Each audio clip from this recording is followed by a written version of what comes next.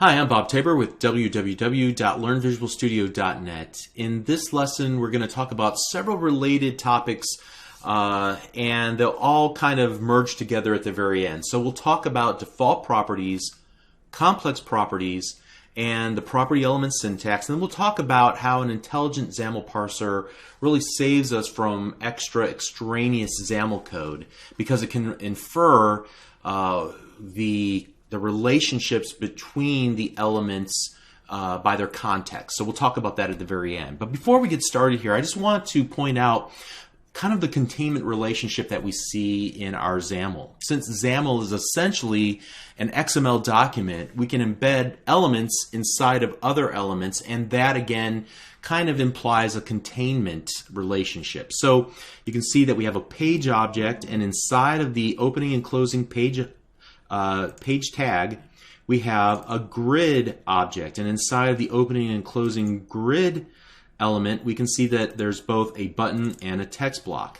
Now, what's really going on behind the scenes, and we don't see this in our XAML, is what's actually kind of more the proper parlance in XAML is that the page's content property is set to a new instance of the grid control.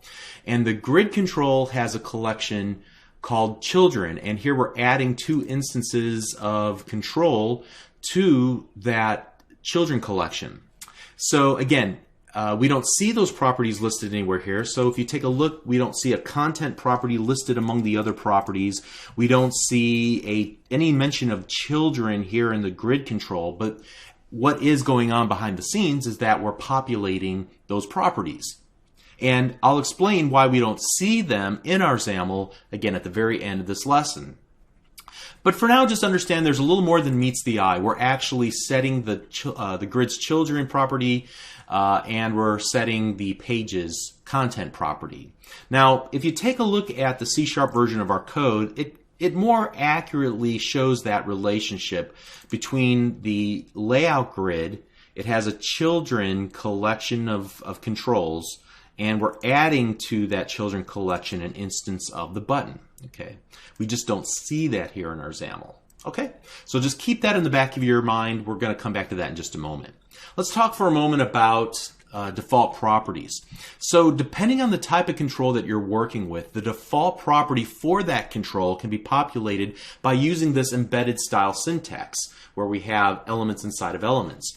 Now, in the case of, for example, the button control, the content property happens to be the default property for that control. So I can remove that property from the properties or the attributes of that element, and then I can also just remove that self-enclosing syntax there for the element and just create a proper closing tag for the button. So we have an open button tag and a closing button tag with nothing inside of it, but we can add something like hello world inside of it. And now by using that default property syntax, we can actually see in the design view that we've changed the content property for the button. Okay? So that will come to bear here in just a moment as well. Keep that in the back of your mind. Let's go back to the XAML editor for our main page, and let's talk about type converters just for a moment. You recall from the last lesson we talked about type converters, and I really at that time only mentioned some simple type converters. For example, the horizontal alignment property.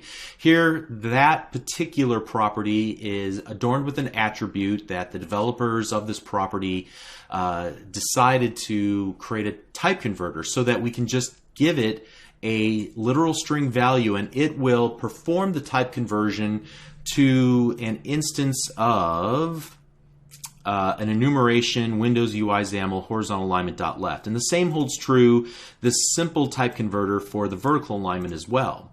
Now there are some more complex versions of type converters like we see here in the margin. Here our margin property in XAML is set to a literal string of 20, 20, 0, 0. And if you take a look at the background property, it also is set to just a simple string, a literal string of red. But if you take a look at the C# version, there's a little bit more going on here. The type converters have to work a little bit harder than they did with the horizontal and vertical alignment.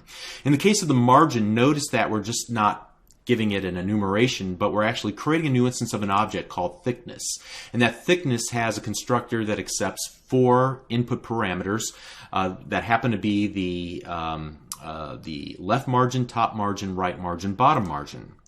Likewise, if you take a look at the background property, here we're actually setting it to a new instance of an object called a solid color brush, and we're passing in as an input parameter to the constructor a enumeration of type windows.ui.colors.red. So in these cases, they're a little bit more complex than the previous cases we looked at. However, there's still even a additionally more difficult situation. In some situations, there are properties and values that you set to those properties that are simply too complex to be represented merely by type converters or handled by type converters. So when a controls property is not easily represented by just a simple XAML attribute like we see in these examples that we've been looking at, then it's referred to as a complex property. So to demonstrate this, I actually want to remove this background color here. We're going to remove it. And we're also going to remove this default property, and I'll reset the content property here back to what it was. I think it was just click me. All right. And then finally, I want to go over here to the main page.xaml. I'm going to comment this out just so we don't accidentally get some results we're not expecting if I happen to decide to run it. Okay. Let me go ahead and add that closing. Okay. Now we're good to go. All right. So now what I want to do is put my mouse cursor on the button so that when I look in the properties window, the name is set to click me button. That lets me know that I'm in the right context for the properties window. And I want to set that background property again using the property dialog here, and I want to change the background property, so I'm going to make sure to select that. Now, since we removed it in the XAML, our background property is not being set at all. And what I want to do is change that to a gradient brush. And a gradient brush is just going to give us a gradient. As you can see right now, the gradient starts out as black, and then it slowly fades into the color white. Now, if you look at the XAML that was generated, we see that quite a bit has been added to our project between the opening and closing button tags. Here we're setting the button background property to an instance of linear gradient brush. So whenever you see this type of syntax, this type of element embedded inside of another element, this is called the property element syntax, where we have an object dot property, and what your intent is to give it some additional XAML inside of that property element syntax that will define the values for this complex property. Now, what is a linear gradient brush? It's simply just, again, kind of think of a paintbrush. So whenever you see the term brush, you're just thinking about color or colors.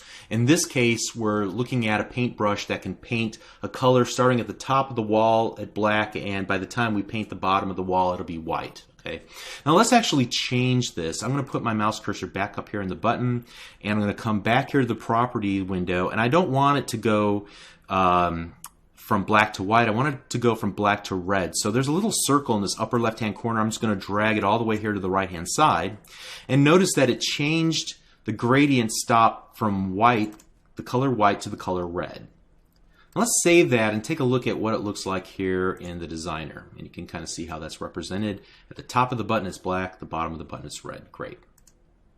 Now, honestly, you'd probably never, ever want to do this because it just doesn't follow the same aesthetic as the rest of the applications that your users are going to see in Windows 10. But let's pretend for now that you want to express your individuality, or there's some branding that you want to do that your company is known for, and you need that gradient. Okay, so you can see that as we go back to the XAML editor.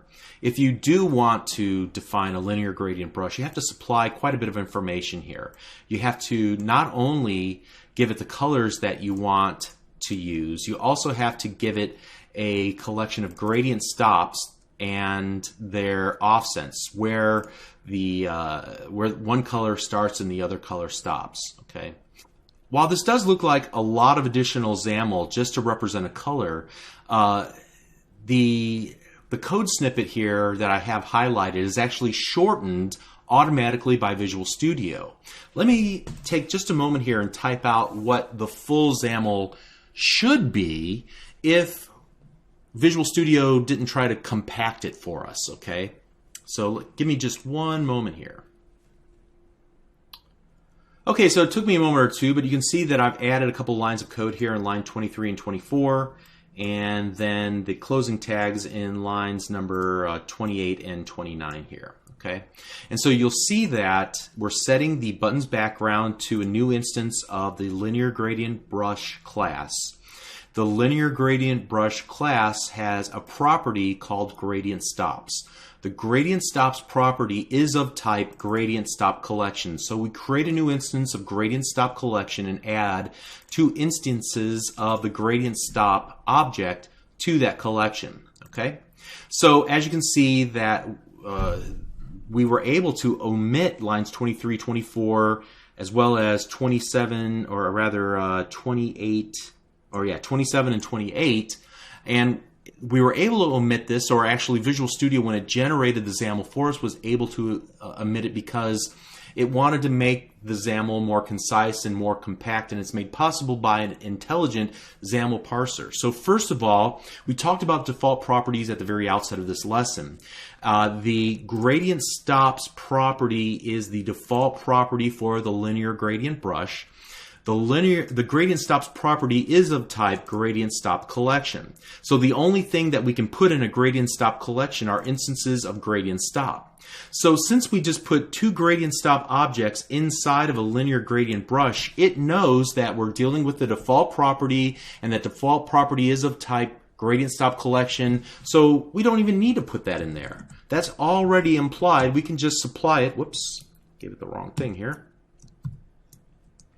We can just give it the 2 gradient stops, and it can infer the rest that it needs from its context, okay? So the moral of the story is that the XAML parser is intelligent, and it doesn't require us to include redundant code that it can infer from the context. As long as it has enough information to create that object graph correctly, it'll do it, and we don't have to give it any more than it needs. And furthermore, Visual Studio will emit concise code if we use the properties window or other tooling support inside of Visual Studio. So just to recap this lesson, we talked about a number of different things, again, that all kind of fit together. We talked about default properties, we talked about complex properties, then we talked about the property element syntax like we saw here, and like we saw, we've actually removed some of those lines of code between line 22 and line 25. And we also talked about how an intelligent XAML parser allowed us to remove those lines of code because it allows us to keep our XAML compact by inferring from context what inner elements should be used for. And finally, whenever possible, Visual Studio will generate concise XAML for us, okay? So let's keep plugging along with more XAML in the next lesson. We'll see you there. Thank you.